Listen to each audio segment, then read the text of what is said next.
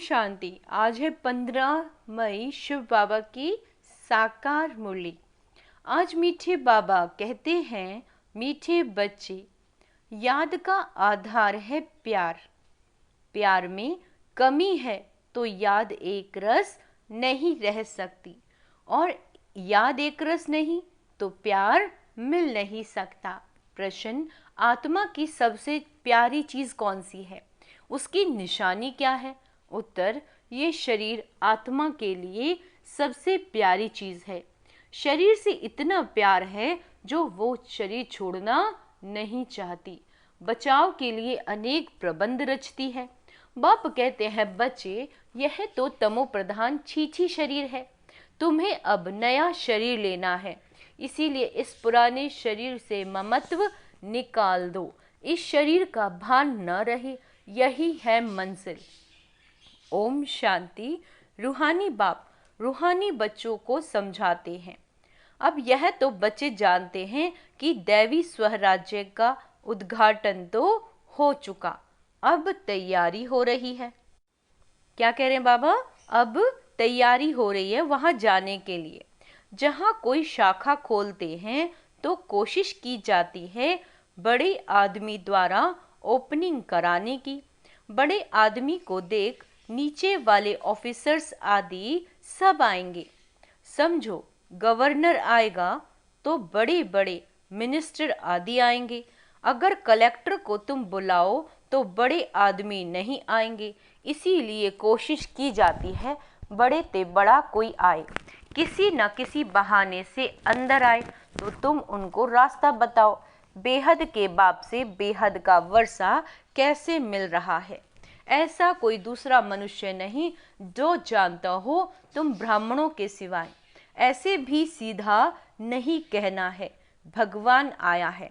ऐसे भी बहुत कहते हैं भगवान आ गया, परंतु नहीं, ऐसे अपने को भगवान कहलाने वाले तो ढेर हैं। यहाँ तो समझ जाना है, बेहद का बाप आया है, बेहद का वर्षा दे रहे हैं। कल्प पहले मिसल ड्रामा प्लान अनुसार ये सारी लाइन लिखनी पड़े।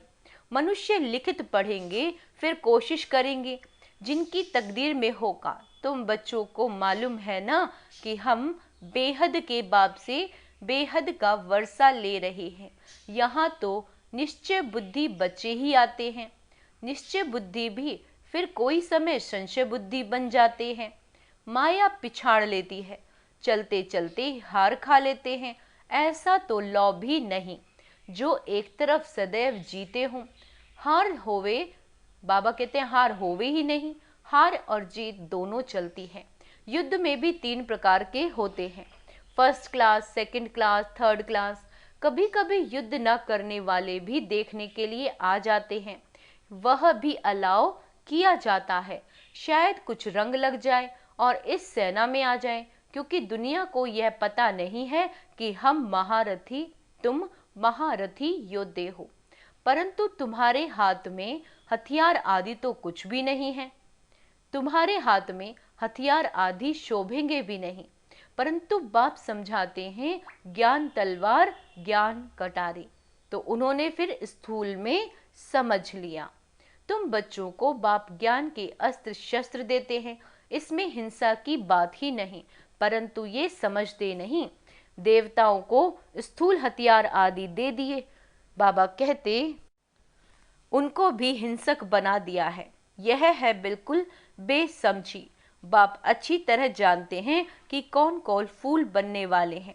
वह तो बाप खुद ही कहते हैं फूल आगे होने चाहिए। सर्टेन है यह फूल बनने वाले। बाबा नाम नहीं लेते हैं, नहीं तो और कहेंगे हम कांटे बनेंगे क्या। बाबा पूछते नर से नारायण कौन बनेंगे, तो सब हाथ उठाते हैं। बाबा कहते यूं तो खुद समझते हैं, जो जायज़ी सर्विस करते हैं वो बाप को भी याद करते हैं। बाप से प्यार है तो याद भी उनकी रहेगी। एक रस तो कोई भी याद कर नहीं सकेंगे, याद नहीं कर सकते, इसीलिए प्यार नहीं। प्यारी चीज़ को बहुत याद किया जाता है। बच्चे प्यारे होते हैं तो माँ बाप गोदी में उठा लेते हैं। छोटे बच्चे भी फूल हैं, जैसे तुम बच्चों की दिल होती है, शिव बाबा के पास जाएं, वैसे छोटे बच्चे भी खींचते हैं। झट बच्चे को गोदी में उठाए बिठाएंगे, प्यार करेंगे। ये बेहद का बाप तो बहुत प्यारा है, सभी शुभ मनोकामनाएं पूरी कर देते हैं। मनुष्य को क्या चाहिए? एक तो चाहते हैं तंदुरुस्ती अच्छी हो, कभी बीमार ना हो। सबसे अच्छी है यह तंदुरुस्ती। तंदुरुस्ती अच्छी हो परंतु पैसे ना हो तो वह तंदुरुस्ती भी क्या काम की। फिर चाहिए धन जिससे सुख मिले। बाप कहते हैं तुमको हेल्थ और वेल्थ दोनों ही मिलनी है ज़रूर। यह कोई नई बात नहीं, ये तो बहुत पुरानी बात है। तुम जब जब मिलेंगे तो ऐसे ही कहेंगे, बाकी ऐसे नहीं कहेंगे कि लाखों वर्ष हुए या पद्मा वर्ष हुए, नहीं। तुम जानते हो ये दुनिया नई कब होती है और पुरानी कब होती है। हम आत्माएं नई दुनिया में जाती हैं, फिर पुरानी में आती हैं। तुम्हारा नाम ही रखा है ऑलराउंडर। बाप ने समझाया तुम ऑलराउंडर्स हो। पाठ बजाते बजाते अभी बहुत जन्मों के अंत में आकर पहुँचे हो। पहले पहले शुरू में तुम पाठ बजाने आते हो, वह है स्वीट साइलेंस होम। मनुष्य शांति के लिए कितना हैरान होते हैं, यह नहीं समझते कि हम शांति धाम में थे, फिर वहाँ से आए ही हैं पाठ बजाने। पाठ पूरा हुआ, फिर हम जहाँ से आए हैं वहाँ ज़रूर जाएंगे। सभी शांति धाम से आते हैं। सभी का घर वह ब्रह्मलोक है, ब्रह्मांड, जहाँ सब आत्माएं रहती हैं। रुद्र को भी इतना बड़ा बनाते हैं, अंडे मिसल। उनको ये पता नहीं कि आत्मा बिल्कुल छोटी है, कहते हैं स्टार मिसल। फिर भी पूजा बड़े की होती है। तुम जानते हो इतनी छोटी बिंदी की तो पूजा हो नहीं सकती। फिर पूजा किसकी करें? तो बड़ा बनाते हैं, फिर पूजा करते हैं, दूध चढ़ाते हैं। वास्तव में तो वह शिव है अभोक्ता। फिर उनको दूध क्यों चढ़ाते हैं? दूध पिए तो फिर भोगता हो गया। यह भी एक वंडर है। सब कहते हैं वह हमारा वारिस है, हम उनके वारिस, क्योंकि हम उन पर फिदा हुए। जैसे बाप बच्चों पर फिदा हो, सारी प्रॉपर्टी उनको दे, खुद वानप्रस्थ में चले जाते हैं। यहाँ भी तुम समझते हो बाबा के पास हम जितना जमा करेंगे वह सेफ हो जाएगा। गायन भी है, किनकी दबे रहेगी धूल में, किनकी राजा खाए। तुम बच्चे जानते हो कुछ भी रहता नहीं, सब भस्म हो जाना है। ऐसे भी नहीं है, समझो एरोप्लेन गिरते हैं, विनाश होता है तो चोरों को माल मिलता है, लेकिन चोर आदि खुद भी खत्म हो जाएंगे। उस समय चोरी आदि भी बाबा कहते बंद हो जाती है। नहीं तो एरोप्लेन गिरता है तो पहले पहले सब माल चोरों के हाथ आता है, फिर वहां ही जंगलों में माल छिपा देते हैं। बाबा कहते सेकंड में काम कर लेते हैं। अनेक प्रकार की चोरी के काम करते हैं, कोई रॉयल्टी से, कोई अन रॉयल्टी से। तुम जानते हो ये सब विनाश हो जाएंगे और तुम सारे विश्व के मालिक बन जाएंगे। तुमको कहाँ कुछ ढूंढना नहीं पड़ेगा। तुम तो बहुत ऊंचे घर में जन्म लेते हो, पैसे की दरकार नहीं। राजाओं को कभी पैसे लेने का ख्याल भी नहीं होगा, देवताओं को तो बिल्कुल नहीं रहता। बाप तुमको इतना सब कुछ दे देते हैं जो कभी चोरी चकारी ईर्ष्या आदि की बात ही नहीं। तुम बिल्कुल फूल बन जाते हो। कांटे और फूल है ना, यहाँ सब कांटे ही कांटे हैं। जो विकार के सिवाय रह नहीं सकते तो उनको जरूर कांटा ही कहना पड़े। राजा से लेकर सब कांटे हैं। तब बाबा कहते मैं तुमको इन लक्ष्मी नारायण जैसा बनाता हूँ, अर्थात राजाओं का राजा भी बनाता हूँ। ये कांटे फूलों के आगे जाकर माथा झुकाते हैं। ये लक्ष्मी नारायण तो समझदार है ना, यह भी बाप ने समझाया। सतयुग वालों को महाराजा और त्रेता वालों को राजा कहा जाता है। बड़े आदमी को महाराजा, छोटी आमदनी वाले को राजा कहेंगे। महाराजा की दरबार पहले होगी, मर्तबे तो होते हैं ना, कुर्सियां भी नंबरवार मिलेंगी। अंडरलाइन करेंगे, बाबा ने कहा कुर्सियां भी नंबर वार मिलेंगी। समझो न आने वाला कोई आ जाता है तो पहले कुर्सी उनको देंगे, इज्जत रखनी होती है। तुम जानते हो हमारी माला बनती है, यह भी तुम बच्चों की ही बुद्धि में है और किसी की बुद्धि में नहीं। रुद्र माला उठाकर फेरते रहते हैं। तुम भी फेरते थे ना। अनेक मंत्र जपते थे। बाप कहते हैं यह भी भक्ति है, यहाँ तो एक को ही याद करना है। और बाप खास कहते हैं मीठे मीठे रूहानी बच्चों, भक्ति मार्ग में देह अभिमान के कारण तुम सबको याद करते थे, अब मामी कम याद करो। एक बाप मिला है तो उठते बैठते बाप को याद करो तो बहुत खुशी होगी। बाप को याद करने से सारे विश्व की बादशाही मिलती है। जितना टाइम कम होता जाएगा उतना जल्दी जल्दी याद करेंगे, दिन प्रतिदिन कदम बढ़ाते रहेंगे। आत्मा कभी थकती नहीं है। शरीर से कोई पहाड़ आदि पर चढ़ेंगे तो थक जाएंगे, बाप को याद करने से तुमको कोई थकावट नहीं होगी, खुशी में रहेंगे। बाबा को याद कर आगे चलते जाएंगे। आधा कल्प बच्चों ने मेहनत की शांति धाम में जाने के लिए। ऑब्जेक्ट का कुछ भी पता नहीं। तुम बच्चों को तो परिचय है भक्ति मार्ग में जिसके लिए इतना सब कुछ किया, वह कहते हैं अब मुझे याद करो। तुम ख्याल करो बाबा ठीक कहते हैं या नहीं। वह तो समझते हैं पानी से ही पावन हो जाएंगे। पानी तो यहाँ भी है। क्या यह गंगा का पानी है? नहीं, ये तो बरसात का इकट्ठा किया हुआ पानी है, झरने से आता ही रहता है। इनको गंगा का पानी नहीं कहेंगे, कभी बंद नहीं होता। बाबा कहते ये भी कुदरत है। बरसात बंद हो जाती है परंतु पानी आता ही रहेगा। वैष्णव लोग हमेशा कुएं का पानी पीते हैं।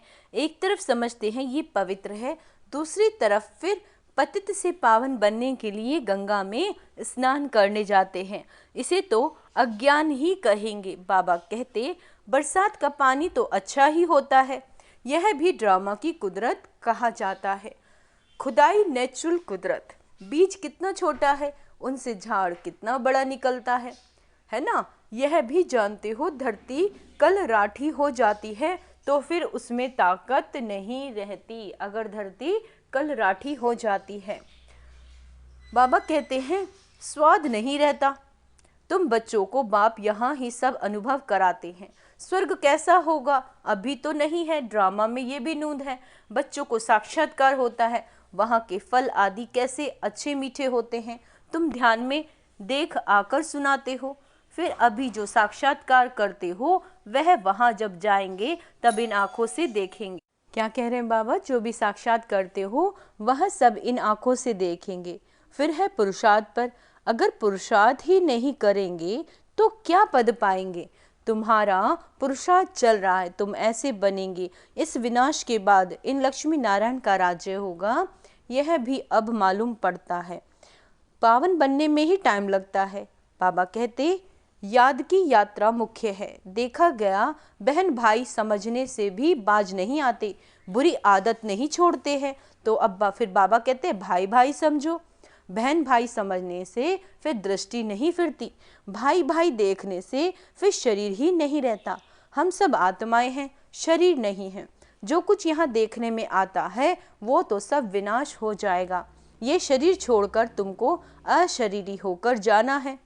तुम यहाँ आते ही हो सीखने के लिए कि हम यह शरीर छोड़कर कैसे जाएं। मंजिल है ना। शरीर तो आत्मा को बहुत प्यारा है, शरीर ना छूटे इसके लिए आत्मा कितने प्रबंध करती है, कहीं हमारा शरीर ना छूट जाए। आत्मा का इस शरीर से बहुत बहुत प्यार है। बाबा कहते ये तो पुराना शरीर है बच्चे, तुम तो तमो प्रधान हो, तुम्हारी आत्मा छींची है इसीलिए दुखी बीमार हो पड़ते हो। बाप कहते अभी शरीर से प्यार नहीं रखना, ये तो पुराना शरीर है, अब तुमको नया खरीद करना है। कोई दुकान नहीं रखा है जहाँ से खरीद करनी है। बाबा कहते मुझे याद करो तो पावन बन जाओगे, फिर शरीर भी तुमको पावन मिलेगा। बाबा को याद करने से क्या होगा? आत्मा पावन बनेगी और उसको शरीर भी फिर पावन मिलेगा। 5 तत्व भी पावन बन जाएंगे। बाप सब बातें समझा कर फिर कहते हैं, सारी बातें समझाकर बाबा लास्ट में क्या कह रहे हैं? मन मना भव। अच्छा, मीठे मीठे सिकीला दे बच्चों प्रति माता पिता बाप दादा का याद प्यार और गुड मॉर्निंग। रूहानी बाप की रूहानी बच्चों को नमस्ते। हम रूहानी बच्चों की रूहानी बाप दादा को याद प्यार, गुड मॉर्निंग, नमस्ते मीठे बाबा, शुक्रिया बाबा, शुक्रिया।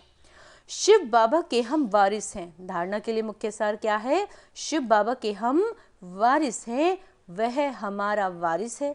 इस निश्चय से बाप पर पूरा फिदा होना है। जितना बाप के पास जमा करेंगे उतना सेफ हो जाएगा। पहला शब्द बोला वारिस, दूसरा जमा करेंगे। बाबा कहते भी हैं किसकी दबी रही धूल में किसकी राजा खाए, है ना। कांटे से फूल अभी ही बनना है। एक रस याद और सर्विस से बाप के प्यार का अधिकारी बनना है। दिन प्रतिदिन याद में कदम आगे बढ़ाते रहना है। वरदान है अपने पुरुषार्थ की विधि में, अपने पुरुषार्थ की विधि में स्वयं की प्रगति का अनुभव करने वाले सफलता के सितारे भव। जो अपने पुरुषार्थ की विधि में स्वयं की प्रगति व सफलता का अनुभव करते हैं, यानी जो आप पुरुषार्थ कर रहे हो, योग कर रहे हो, उसे करने से जब आप अपने अंदर प्रगति या सफलता को अनुभव करते हो तो उसके लिए बाबा कह रहे हैं वही सफलता के सितारे हैं। उनके स्वयं में संकल्प में स्वयं के पुरुषार्थ के प्रति ये संकल्प नहीं आएगा पता नहीं होगा या नहीं होगा, कर सकेंगे या नहीं कर सकेंगे, ये असफलता का अंश मात्र भी उनके नहीं होगा। स्वयं प्रति सफलता अधिकार के रूप में अनुभव करेंगे। उन्हें सहज और स्वतः सफलता मिलती रहती है। स्लोगन है सुख स्वरूप बनकर सुख दो। सुख स्वरूप बनकर सुख दो तो पुरुषार्थ में दुआएं ऐड हो जाएंगी। अच्छा, ओम शांति। तो पहला स्वमान अभ्यास करेंगे। मैं सुख स्वरूप आत्मा हूँ, मैं सफलता मूर्त आत्मा हूँ। ओम शांति।